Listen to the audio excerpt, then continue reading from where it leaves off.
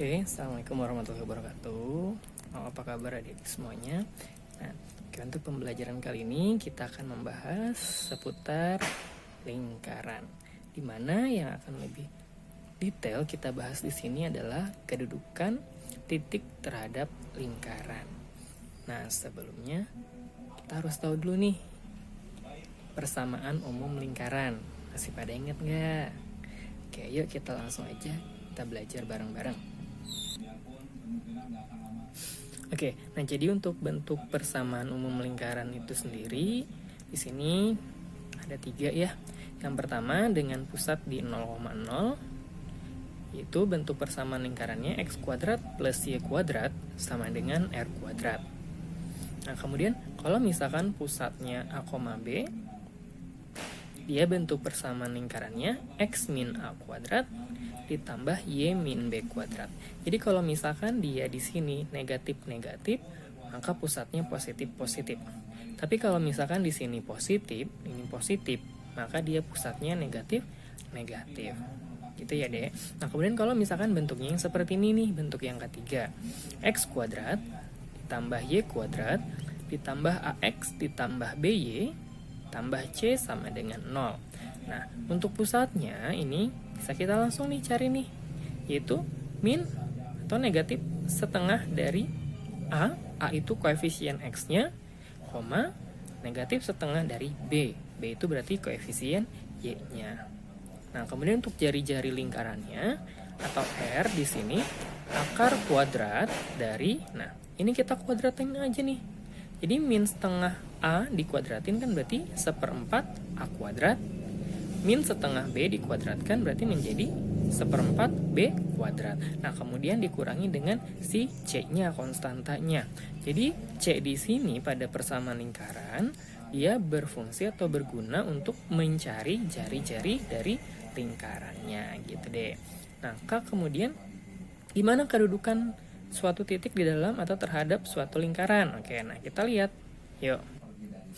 Nah, jadi di sini untuk kedudukan suatu titik terhadap lingkaran ada 3. Yang pertama, dia bisa ada di dalam lingkaran, tepat pada lingkaran, atau di luar lingkaran. Oke, misalkan kakak contohkan di sini ada sebuah lingkaran nih. Nah, kalau misalkan dia di dalam lingkaran, berarti misalkan titiknya ada di sini, atau mungkin ada di sini, atau mungkin ada di sini. Nah, berarti kita cari nih koordinatnya. Kalau misalkan dia tepat pada lingkaran, berarti dia ada di sini misalkan nih. Nah, di sini. Atau misalkan di sini. Atau misalkan di sini.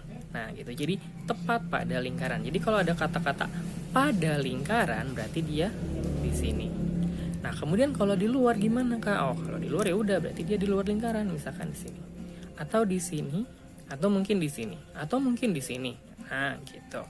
Nah, kemudian tandanya yang digunakan, kalau misalkan titiknya ada di dalam lingkaran, kita menggunakan tanda kurang dari. Kalau tepat pada lingkaran, kita menggunakan tanda sama dengan. Kalau di luar lingkaran, kita menggunakan tanda lebih dari. Nah, jadi cuma 3 tanda ini nih yang dipakai untuk bentuk persamaannya. Semua tanda yang dipergunakan itu sama. Jadi yang perlu diingat ini aja. Kalau di dalam kurang dari, kalau tepat pada lingkaran sama dengan, kalau di luar berarti lebih dari. Oke, nah, yuk kita lihat contoh soalnya. Nah, di sini ada contoh yang pertama nih, Dek. Tentukan kedudukan titik, di mana titiknya koordinatnya 3,5 terhadap lingkaran x min 3 kuadrat ditambah y min 2 kuadrat sama dengan 16. Nah, jadi koordinatnya ini kan x ini y. Jadi x-nya yang bisa kita ganti 3, y-nya bisa kita ganti 5. Nah, tinggal kita substitusiin aja nih. Berarti x-nya 3. Oh, berarti 3 dikurang 3 kuadrat ditambah y-nya 5. 5 dikurang 2 kuadrat. Nah, kemudian di sini 16 gitu kan ya. Nah, kita belum tahu nih tandanya apakah dia lebih besar, kurang dari, atau sama dengan. 3 kurang 3, oh berarti 0. 5 kurang 2, 3. Nah, 3 kan berarti dikuadratkan 9. Di sini 16. Berarti di sini 0 tambah 9 ya 9, di sini 16. Nah, berarti kita lihat 9 ini apakah lebih besar, lebih kecil atau sama dengan? Oh, ternyata lebih kecil. Nah, ingat lagi tadi kalau misalkan tandanya lebih kecil, berarti kedudukan titiknya berada di dalam. Nah, jadi titik tersebut atau titik 3,5 ini ada di dalam lingkaran. Gitu deh, gampang kan ya? Nah, supaya makin mantap, makin oke, kita ke contoh berikutnya. Yuk. Nah, untuk contoh yang kedua di sini ada gambar lingkaran dan ada titik A. Nah, titik A 1,A kecil terletak di luar daerah lingkaran X min 1 kuadrat ditambah Y kuadrat sama dengan 4. Nah, nilai A yang mungkin. Oke, jadi kita mencari nilai A yang mungkin. Di sini pernyataan ada 4 buah, maksud kakak ada 4 buah pernyataan. Pernyataan pertama minus 2, pernyataan kedua 0, pernyataan ketiga 2, pernyataan keempat 4. Nah, kira-kira pernyataan mana sih yang benar? Nah, kita mencari nilai A yang mungkin. Ya udah, kita lihat aja, karena dia terletak di luar, otomatis tandanya lebih dari atau lebih besar. Berarti X min 1 kuadrat ditambah Y kuadrat lebih dari 4. Gitu kan ya? Nah, kemudian di sini X-nya kita ganti 1, Y-nya kita ganti A. Berarti 1 kurang 1, oh 0. Ditambah Y-nya A, berarti A kuadrat. Kurang dari, lebih dari 4. Berarti A kuadrat min 4 lebih dari 0. Nah, berarti ini bisa kita faktorkan kan ya? Nah, berarti berapa? Oh, berarti di sini A plus 2, di sini A min 2, gitu kan ya?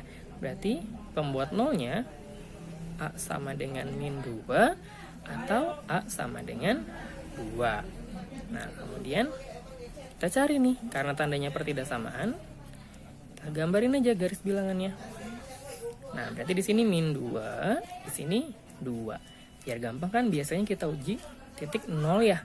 Nah, 0 adanya di mana? 0 adanya di sini, di tengah-tengah. Kita masukin ke sini.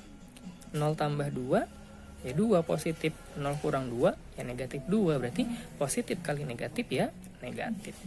Berarti di sini positif, di sini positif. Nah, di sini tanda yang diminta lebih besar dari 0, berarti daerahnya yang ini. Nah, berarti gimana? Berarti A-nya lebih kecil dari min 2 atau A-nya lebih besar dari 2. Nah, kita lihat di sini yang memenuhi min 2. Oh, sudah pasti salah. Gitu kan? 0 ada nggak? 0 juga nggak ada, karena harus lebih kecil dari min 2 dan lebih besar dari 2, berarti ini juga salah. Kemudian 2, nah 2 juga tidak termasuk daerah penyelesaian karena harus lebih besar, tidak ada tanda sama dengannya di sini, berarti ini juga salah nih. Nah, berarti 4 lebih besar dari 2, oh berarti benar, berarti hanya pernyataan 4 yang benar. Jadi dari soal yang ini maka jawabannya adalah yang D. Gitu deh, gampang kan ya? Oke.